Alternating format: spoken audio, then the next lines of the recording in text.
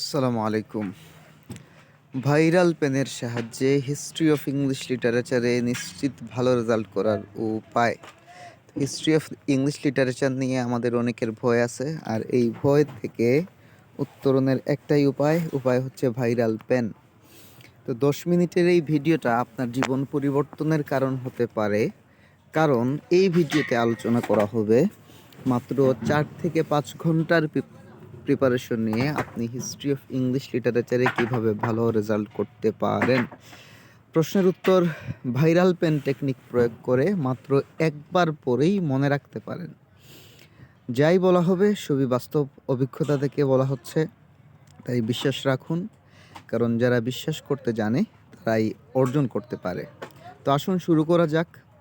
প্রথমেই জানি history of English লিটারেচারে fail করার 2টা কারণ। প্রথম কারণ হচ্ছে বনের বাঘে খায় না, মনের বাঘে খায়। তো বনের বাঘে খাওয়ার আগে মনে মনে ভাবতেছেন বাঘে আপনারে খেয়ে ফেলবে, অর্থাৎ মানসিক যেই আতঙ্ক, ভয়, সেই ভয়টাই হচ্ছে হিস্ট্রি অফ ইংলিশ লিটারেচারে ফেল করার, খারাপ রেজাল্ট করার অন্যতম বড় কারণ। দ্বিতীয় কারণ হচ্ছে ভয়ের কারণে বেশি পড়তে গিয়ে কিছুই মনে থাকে না। আর প্রচলিত বইগুলাতে অনেক কঠিন ভাষায়, দুর্বোধ্য ভাষায় হচ্ছে প্রশ্নগুলার উত্তর করা হয়, যেটা মুখস্থও হয় না, আবার যেটা মনেও থাকে না। তাহলে পাশ করার উপায় হচ্ছে 2টা কাজ করতে হবে। 2টা কাজ করলে আপনারা ভালো করতে পারবেন। 1 নাম্বার, আমাদের 30 মিনিটের একটা ভিডিও আছে যেখানে প্রত্যেকটা এজ বা পিরিয়ড সম্পর্কে মৌলিক ধারণা দেয়া আছে, অর্থাৎ বেশি না পড়ে ওই এজ সম্পর্কে আপনি মৌলিক যে জিনিসগুলো জানবেন সেই জিনিসগুলো সম্পর্কে ধারণা রাখবেন। বেশি জানার দরকার নাই, কম মনে রাখবেন। পরীক্ষায় কম জিনিসগুলাই যদি নিয়ে লিখতে পারেন ঠিক মতো, তাইলে রেজাল্ট ভালো চলে আসবে। ভাইরাল পেনের সাহায্যে হাতে গোনা কয়েকটা প্রশ্নের উত্তর 1 থেকে 2 বার পরেই হচ্ছে আপনারা মনে রাখতে পারবেন।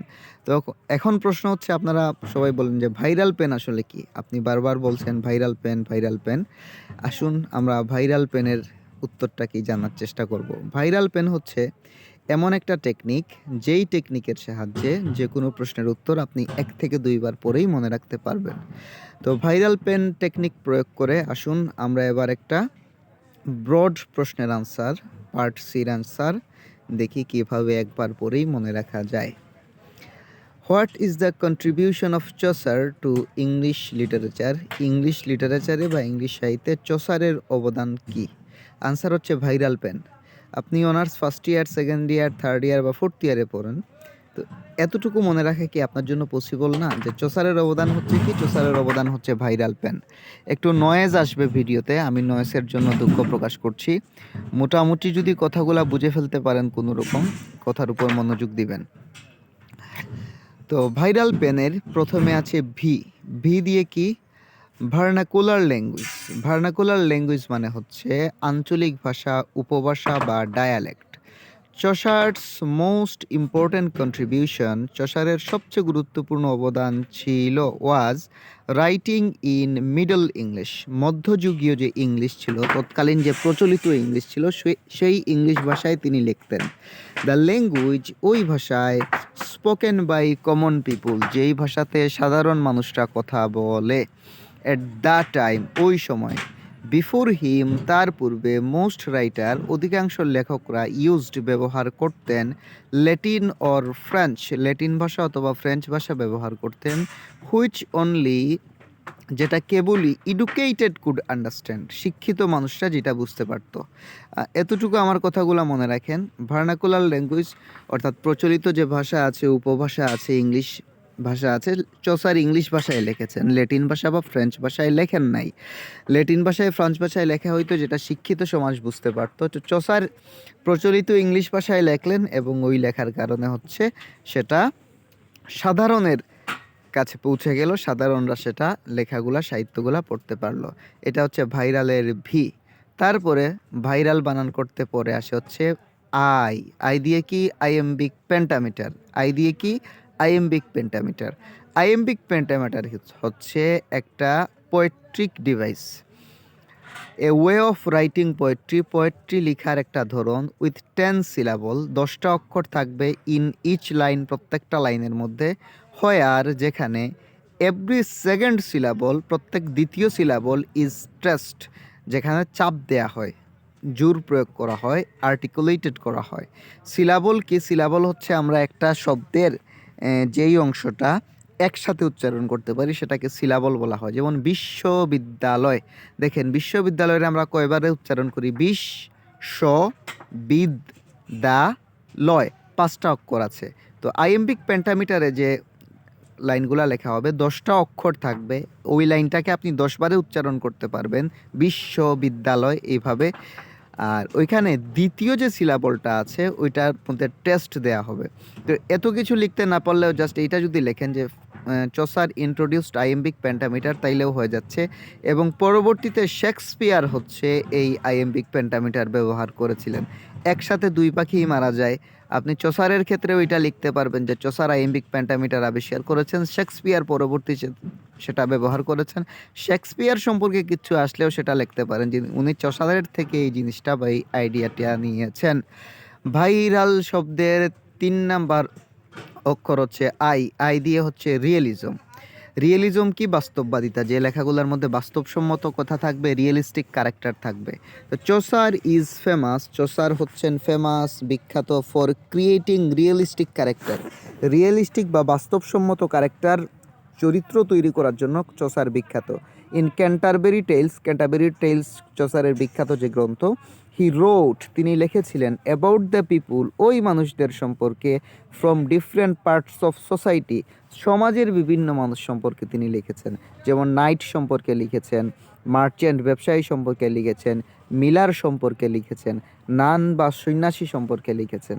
অর্থাৎ যারা প্রচলিত সমাজের মধ্যে বিদ্যমান ক্যারেক্টার, ফিকশনাল কোনো ক্যারেক্টার, কাল্পনিক চরিত্রগুলো এখানে নিয়ে আসেন নাই। অতিরঞ্জিত করা যেটাকে বলে সেটা চসার করেন নাই।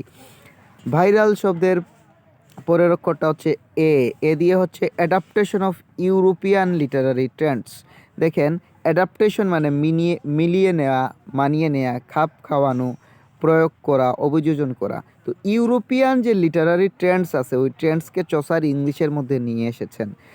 Chaucer was inspired, Chaucer inspired ছিলেন by French and Italian writers.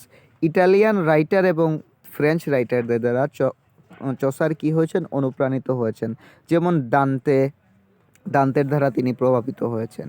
তো হি বোরোড, তিনি ধার করে এনেছিলেন, আইডিয়াগুলা, ধারণাগুলা, লেখার যে আইডিয়াগুলো আছে, ফ্রম দেয়ার ওয়ার্কস, তাদের কাছ থেকে, দান্তের কাছ থেকে, বকাসিওর কাছ থেকে। আমি জানি না এটার উচ্চারণ বকাসিও হবে না কি হবে, যাই হোক।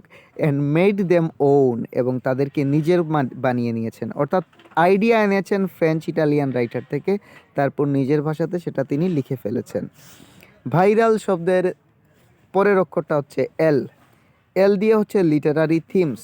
Chaucer wrote about many topics, তিনি অনেকগুলা টপিক্স নিয়ে লিখেছেন, অনেকগুলা থিমস নিয়ে লিখেছেন। যেমন লাভ নিয়ে লিখেছেন, রিলিজিয়ন নিয়ে লিখেছেন, সোশিয়াল ইস্যুগুলা, সামাজিক ইস্যুগুলা নিয়ে তিনি লিখেছেন। হিজ থিম, তার যে থিমসগুলো আছে, আর টাইমলেস, এগুলা কোনো সময়ে আবদ্ধ নয়। এটা হচ্ছে ওনার সময়েও যেভাবে পড়া হইতো, ওই সময়েও লাভের থিম ছিল, ভালোবাসার থিম ছিল, এখনও আছে। অ্যান্ড দিস থিমস, এই তার যে থিমগুলা, can still be understood today, এগুলাকে এখনও বোঝা যাবে বা এখনও প্রয়োগ করা যেতে পারে। ফর এক্সাম্পল, উদাহরণস্বরূপ, দ্য পার্ডোনাল স্টেইল যে বইটা আছে চসারের, এক্সপ্লোর করে গ্রিড বা লুপকে। হোয়াইল, যেখানে নাইট স্টেলটা looks at the complexity of love, ভালোবাসার জটিলতা নিয়ে দ্য নাইট স্টেল এটা লেখা হয়েছে। অর্থাৎ চসারের যে লিটারারি থিমগুলো ছিল সেগুলা ইউনিভার্সাল, সেগুলো আজকেও আছে, কালকেও আছে, তার সময়েও ছিল, এইরকম বলা হচ্ছে। তাহলে ভাইরাল শব্দটা শেষ হইল আমাদের। তারপরে হচ্ছে পেন। পি এর প্রথম অক্ষর কি? পেনের প্রথম অক্ষর হচ্ছে পি। পি দিয়ে হচ্ছে পোয়েট্রি ইনফ্লুয়েন্স কি? চসারের ব্যবহার অফ রাইমড কাপলেট মানে হচ্ছে একটা কবিতার দুইটা লাইনের মধ্যে সেম অক্ষর থাকবে, অক্ষর সংখ্যা সেম থাকবে এবং ছন্দমিল থাকবে।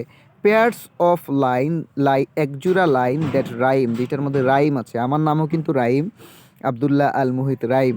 তো যেটার মধ্যে অন্তমিল আছে, আতা গাছে তুতা পাখি ডালিম গাছে বউ, এত ডাকি তবু কথা, আতা গাছে তুতা পাখি ডালিম গাছে মৌ, এত ডাকি তবু কথা কও না কেন বউ। এই যে মৌ এবং বউ ছন্দমিল, কাপলেট থাকবে, কাপলেটের মধ্যে ছন্দমিল থাকবে এবং অক্ষর সংখ্যা সেম থাকবে।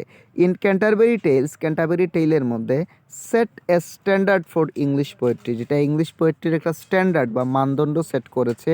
হি এক্সপেরিমেন্টেড, তিনি এক্সপেরিমেন্ট করেছেন উইথ পোয়েটিক ফর্মস, পোয়েটিক বিভিন্ন গঠন নিয়ে, কাব্যের বিভিন্ন গঠন নিয়ে তিনি চিন্তা করেছেন, এক্সপেরিমেন্ট করেছেন, ইউজ করে দেখেছেন। ইন্সপায়ারিং আদার পোয়েটস, অন্য কবিদেরকে এটা ইন্সপায়ার করে টু ট্রাই নিউ স্টাইল, নতুন কোনো স্টাইল ইউজ করতে বা ব্যবহার করতে। তো আমরা পোয়েটিক ইনফ্লুয়েন্স কি সেটাও দেখে নিলাম। তারপরে ই দিয়ে হচ্ছে এক্সপোজার, এক্সপোজার মানে কি সম্প্রসারণ, বৃদ্ধি, পরিবেশ তৈরি করা। হ্যাঁ, তো exposure of literature to the common people, চসারের লেখাগুলা উনি কমন পিপুল, সাধারণ মানুষদের কাছে ইংলিশ সাহিত্য পৌঁছানোর ক্ষেত্রে চসারের লেখাগুলা ব্যাপক অবদান রেখেছে।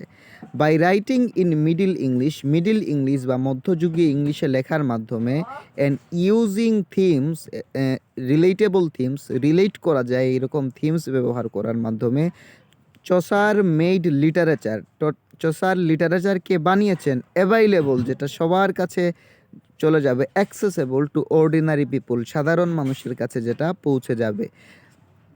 হি দিস হেল্প, এটা হেল্প করেছে মোর পিপুল, অনেক মানুষকে।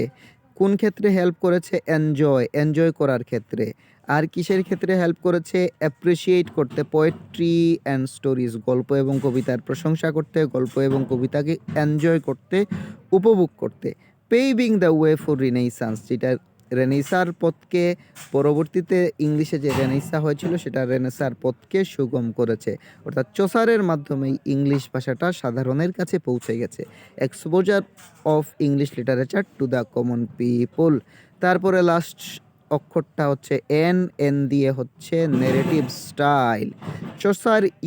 চসার ব্যবহার করেছেন এন ইনোভেটিভ, আবিষ্কারমূলক, উদ্ভাবনীমূলক story telling method, story telling বা গল্প বলার একটা উদ্ভাবনী মাধ্যম উনি ব্যবস্থা করেছেন ইন দ্য ক্যান্টারবেরি টেলসের মধ্যে। হি ক্রিয়েটেড এ ফ্রেম নেরেটিভ, তিনি একটি ফ্রেম নেরেটিভ তৈরি করেছেন, কাঠামোগত নেরেটিভ তৈরি করেছেন। হোয়ার, যেখানে এ গ্রুপ অফ পিলগ্রিমস, এখানে পিলগ্রিমস অর্থ হচ্ছে তীর্থযাত্রী, যারা বিভিন্ন ধর্মীয় উপাসনালয়ে বিভিন্ন জায়গায় যাত্রা করে। Group of pilgrims tell story বলে, গল্প বলে, ডিউরিং দেয়ার জার্নি, তাদের জার্নির সময় কে কোন অভিজ্ঞতা লাভ করেছিল সেটা সম্পর্কে গল্প বলে। দিস অ্যালাউড হিম, এটা তাকে অ্যালাউড করেছে, চসারকে অ্যালাউ করেছে টু ইনক্লুড করতে মেনি ডিফারেন্ট ভয়েস, অনেকগুলা ডিফারেন্ট ভয়েস বা সুরকে তিনি এখানে তুলে এনেছেন, অ্যান্ড পার্সপেক্টিভ, দৃষ্টিভঙ্গিকে তুলে এনেছেন ইন ওয়ান ওয়ার্ক, একটা কাজের মধ্যে। অর্থাৎ এখানে বিভিন্ন পিলগ্রিমস বা তীর্থযাত্রীরা তাদের অভিজ্ঞতার কথা বলে, অর্থাৎ একটা লেখার মধ্যে আপনি 50 জন তীর্থযাত্রীর কথা বললেন, তাইলে এখানে সুরটা, টোনটা, এক্সপিরিয়েন্সটা আলাদা হবে না? অর্থাৎ একটা লেখার মধ্যে কিভাবে বহু ধরনের মিশ্রণ আনা যায়, এটারে 12 মজা বলে সিলেটে ঝালমুড়িকে 12 মজা বানানো যায়, সেই 12 মজার সিস্টেম দেখিয়েছেন চসার নেরেটিভ স্টাইলের মধ্য দিয়ে। তাহলে এই যে ভাইরাল পেন সিস্টেমের সাহায্যে দেখেন একটা ব্রডের আনসার আমরা মনে রাখলাম। তো এভাবে সেট সাজেশনের মোস্ট ইম্পর্ট্যান্ট যেগুলা ব্রড আছে, শর্ট আছে, সেগুলার আনসার সহ একটা কোর্স আছে আমার বানানো। আপনারা কারো লাগলে আমার সাথে যোগাযোগ করতে পারেন। আমার হোয়াটসঅ্যাপ নাম্বারে যোগাযোগ করলে বা আমার মেসেঞ্জার ইনবক্সে যোগাযোগ করলে আপনারা আশা করি পেয়ে যাবেন এবং খুব সহজে প্রশ্নগুলোর আনসার মনে রাখতে পারবেন। যদি কারো প্রয়োজন মনে হয় এই ক্ষেত্রে যোগাযোগ করতে পারেন ইনশাআল্লাহ। আর ভয় পাওয়ার কিছু নাই, হিস্ট্রি অফ ইংলিশ লিটারেচার পড়লে ইনশাল্লাহ পারবেন, এত ভয়ের কিছু নাই। এবং ইমন ভাইয়া এবং আরাফাত ববি আপুর যে আইরিন ববি আপুর যে রাতের সাজেশন আছে, সেই সাজেশনের প্রশ্নগুলোর উত্তরও ভিডিও এবং শিট সহ আছে। ভালো থাকুন সবাই, সুস্থ থাকুন। কোনো ভুল ত্রুটি হলে মার্জনা সুন্দর দৃষ্টিতে দেখবেন, ক্ষমা সুন্দর দৃষ্টিতে দেখবেন। আর আমি নয়েসের জন্য আবারও দুঃখ প্রকাশ করছি। আসসালামু আলাইকুম।